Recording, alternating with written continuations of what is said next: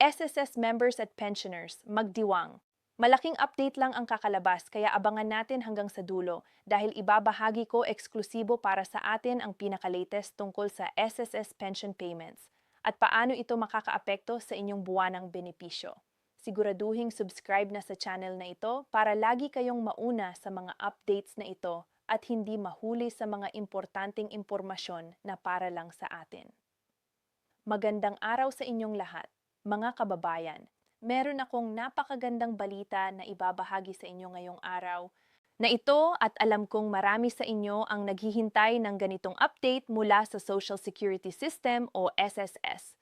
Kung kayo ay miyembro ng SSS o kayo naman ay isa ng pensioner, kailangan ninyong marinig ang mahalagang impormasyong ito dahil direktang makakaapekto ito sa inyong buhay at sa kinabukasan ng inyong pamilya. Hindi ito basta-basta na balita lang kundi isang malaking pagbabago na matagal nang hinihintay ng milyon-milyong Pilipino sa buong bansa at maging ng mga overseas Filipino workers na nagtatrabaho sa iba't ibang panig ng mundo. Alam naman nating lahat na ang SSS ay isa sa pinakamahalagang institusyon sa ating bansa pagdating sa social security at proteksyon ng mga manggagawa. Simula pa noong itatag ito, ang layunin ay simple pero napakahusay. Protektahan ang mga manggagawa at kanilang mga pamilya sa panahon ng paghihirap, sakit, kapansanan at kahit na sa pagtanda. Ngunit sa paglipas ng panahon, maraming pagbabago ang nangyari sa ating ekonomiya, sa ating lipunan at sa pangangailangan ng ating mga kababayan. Kaya naman hindi rin dapat manatiling nakatayo lang ang SSS sa isang lugar. Kailangan itong mag-evolve. Kailangan itong mag-adapt sa mga pangangailangan ng panahon. At yan ang eksaktong nangyayari ngayon. Naalala nyo ba noong mga nakaraang taon kung paano natin pinag-usapan ang tungkol sa mga pension increase? Naaalala nyo ba kung gaano kahirap para sa mga pensioners na mabuhay sa kanilang monthly pension lalo na sa panahon ng patuloy na pagtaas ng presyo ng bilihin? Ang inflation ay talagang isang malaking hamon para sa lahat, pero lalo na para sa mga senior citizens na umaasa na lamang sa kanilang pensyon. Imagine mo, buong buhay mo nagtrabaho ka ng matagal, nag-contribute ka sa SSS, tapos pagdating ng panahon na kailangan mo na ng suporta, parang kulang pa rin ang natatanggap mo. Yan ang realidad na kinakaharap ng maraming Pilipino at alaman ng SSS, alaman ng gobyerno, at higit sa lahat alaman ng ating mga mambabatas. Kaya nga ngayong taon, may mga bagong developments na talagang nakaka-excite. Una sa lahat, pag-usapan natin ang tungkol sa pension increase. Hindi na ito bago sa atin dahil mayroon ng naganap na pension increase sa nakaraang taon. Pero ang tanong ng marami, sapat ba ito? Patuloy ba ang pagsusulong para sa mas mataas pang increase? At ang sagot ay oo. May mga ongoing discussions at proposals na naglalayong mas lalo pang itaas ang pensyon ng ating mga retires. Isipin nyo, ang bawat karagdagang piso sa pensyon ay malaking tulong na para sa pang-araw-araw na gastos. Yan ay dagdag sa pamimili ng pagkain, dagdag sa gamot, dagdag sa kuryente at tubig, dagdag sa lahat ng pangangailangan na tumataas ang presyo. Pero hindi lang yan ang update na dapat nating pag-usapan. Meron pang ibang mga programa at benepisyo na hindi lahat ay aware. Halimbawa, ang unemployment benefit. Alam ba ninyo na kung ikaw ay nawalan ng trabaho at ikaw ay regular na nag-contribute sa SS, pwede kang kumuha ng unemployment benefit. Ito ay isang safety net para sa mga manggagawa na biglang nawalan ng trabaho dahil sa iba't ibang dahilan na hindi nila kasalanan. Sa panahon ngayon na ang economic situation ay hindi stable, ang ganitong benepisyo ay napakahalagang lifeline. Pero ang problema, marami ang hindi nakakaalam nito o hindi alam kung paano mag-apply. Kaya importante na ituloy-tuloy natin ang pag-educate sa ating mga kababayan tungkol sa mga benefits na available sa kanila. Pag-usapan din natin ang tungkol sa maternity benefit. Para sa mga working mothers, alam ninyo bang ang SSS ay nagbibigay ng maternity benefit na pwedeng umabot hanggang 105 days kung ikaw ay nag-deliver through normal delivery. At kung si Saran section naman may additional days pa yan. Ito ay hindi lang financial assistance kundi isang recognition din na ang mga kababaihan ay kailangan ng suporta habang nag-aalaga ng kanilang bagong silang na anak. Ang maternity leave at ang accompanying benefit mula sa SSS ay nagbibigay ng peace of mind sa mga mothers na hindi nila kailangang mag-alala kung paano nila bubuhayin ang kanilang sarili at ang kanilang sanggol habang nagpapahinga at nagre-recuperate mula sa panganganak. Mayroon din tayong sickness benefit na available para sa lahat ng miyembro na nagkakasakit at hindi makakapasok sa trabaho. Kung ikaw ay confined sa ospital o kahit hindi confined pero ikaw ay may sakit at hindi makakapagtrabaho, pwede kang mag-file ng sickness benefit sa SSS. Ito ay replacement income para sa mga araw na hindi ka makakapagtrabaho dahil sa sakit.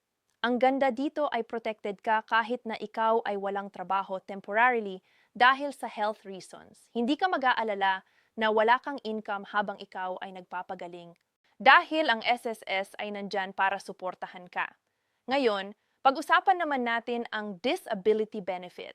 Ito ay para sa mga miyembro na nagkaroon ng permanent disability na pumipigil sa kanila na magtrabaho. Kung halimbawa ay naaksidente ka or nagkaroon ka ng sakit na nag-cause ng permanent disability, ang SSS ay magbibigay ng monthly pension depende sa severity ng disability mo.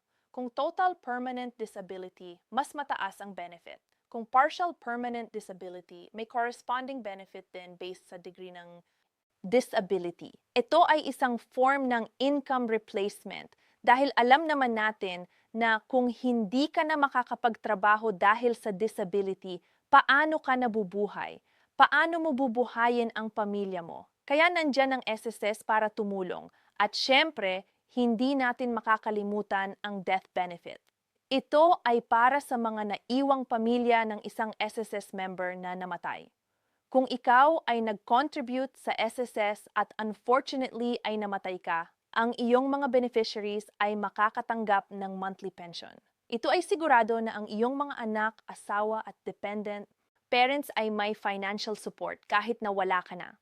Ang death benefit ay isa sa pinaka-importante na features ng SSS dahil ito ay nagbibigay ng security hindi lang sa member mismo kundi pati na rin sa kanilang pamilya. Alam mo na kahit ano pang mangyari sa'yo, ang iyong pamilya ay may safety net. Pero balik tayo sa main update na gustong pag-usapan ng marami. Ang pension increase at ang iba pang improvement sa SS.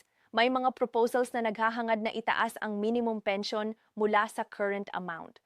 Ang logic dito ay simple. Habang tumataas ang cost of living, dapat tumataas din ang pension para hindi mahuli ang ating mga pensioners. Hindi pwedeng ang pension ay nakatayo lang sa isang level habang ang presyo ng bigas, ng gulay, ng karne, ng gamot, ng lahat ay tumataas. Yan ay injustice sa mga taong nagbuwis ng buong buhay nila sa paggawa at nag-contribute sa SSS. Mayroon ding mga usapin tungkol sa expansion ng coverage. Gusto ng SSS na mas marami pang Pilipino ang maging miyembro at mag-enjoy ng benefits. Kasama dito ang mga informal workers, ang mga self-employed, ang mga freelancers at lahat ng mga taong kumikita pero hindi traditionally employed sa isang kumpanya. Sa digital age ngayon, maraming tao ang kumikita through online jobs, through freelancing, through small businesses. Ang mga taong ito ay kailangan din ng social security protection. Kaya ang SSS ay gumagawa ng paraan para mas accessible at mas convenient ang pag-register at pag-contribute para sa mga ganitong sektor. Speaking of convenience, isa sa mga malaking improvement ng SSS sa nakaraang mga taon ay ang digitalization ng kanilang services. Naalala nyo ba nung dati na kailangan mong pumila ng mahabang oras sa SSS office para lang mag-apply ng loan or mag-file ng claim? Naaalala nyo ba yung init, yung pagod, yung stress?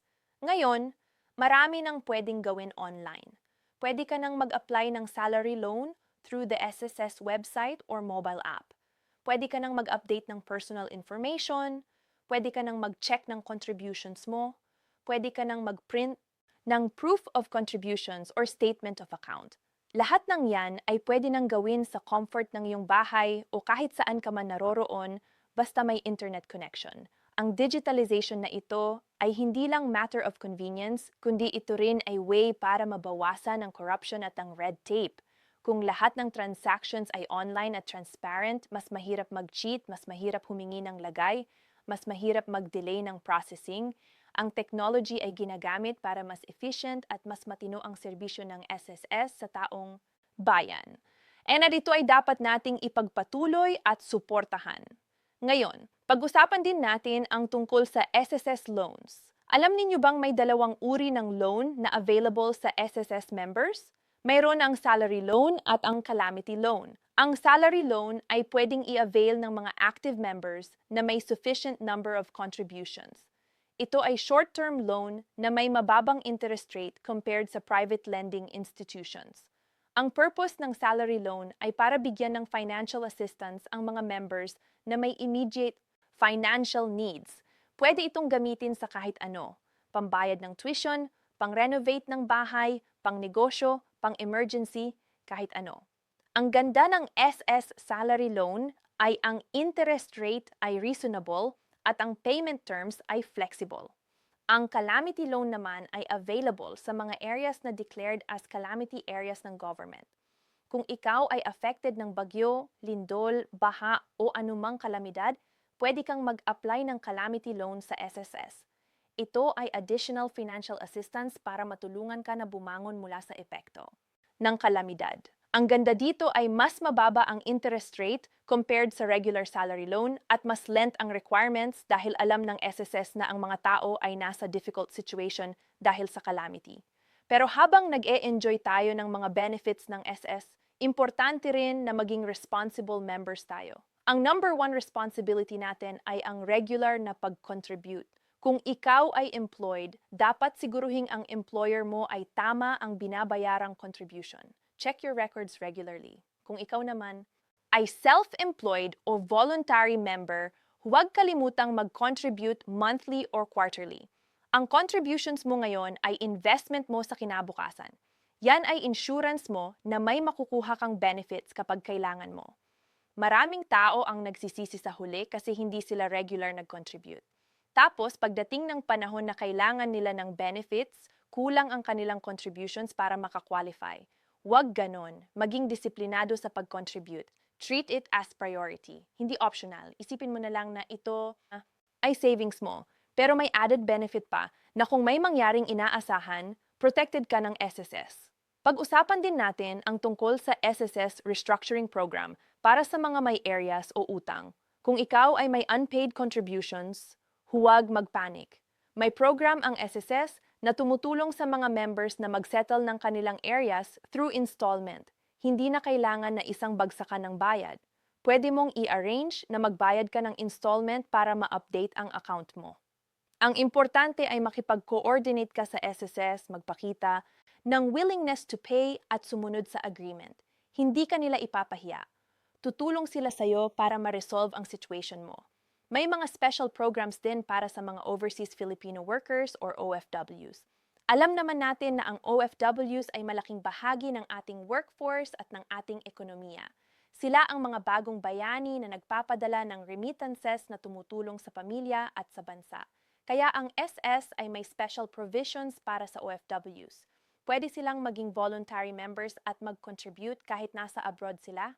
May flexible payment schemes para convenient sa kanila. At kapag sila ay umuwi na sa Pilipinas at nag-retire, entitled sila sa pensyon at sa lahat ng benefits na entitled ang regular members. Ang SSS ay hindi perfect institution. Aminado tayo doon. May mga problema pa rin. May mga areas na kailangan ng improvement pero hindi natin pwedeng ipagkait na marami ng improvements na nangyari at marami pang ongoing initiatives para mas mapabuti ang serbisyo.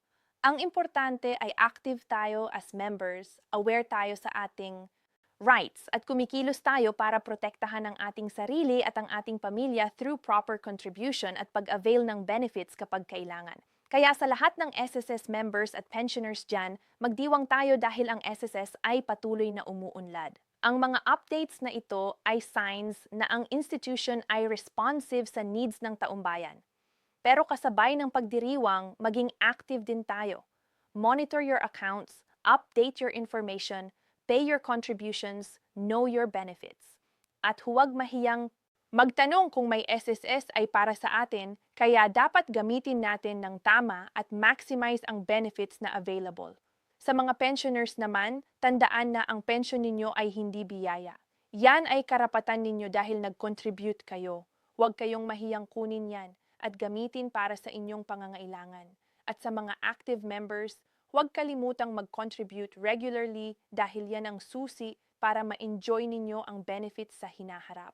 Ang SSS ay investment sa kinabukasan. Ito ay proteksyon para sa iyo at sa pamilya mo. Maraming salamat sa pakikinig at sana ay na-appreciate ninyo ang impormasyong ibinahagi ko. Kung may tanong kayo o may clarifications, pwede kayong direktang makipag-ugnayan sa SSS through their hotline, their email, their website o personal na bumisita sa SSS branch. Huwag kayong mag-atubiling magtanong dahil mas mabuti na informed kayo kaysa mag-assume at magkamali. Ang SSS ay nandyan para tulungan kayo kaya gamitin ang serbisyo nila at protektahan ang inyong kinabukasan. Magandang araw sa inyong lahat at mabuhay ang SSS at ang lahat ng miyembro at pensioners nito.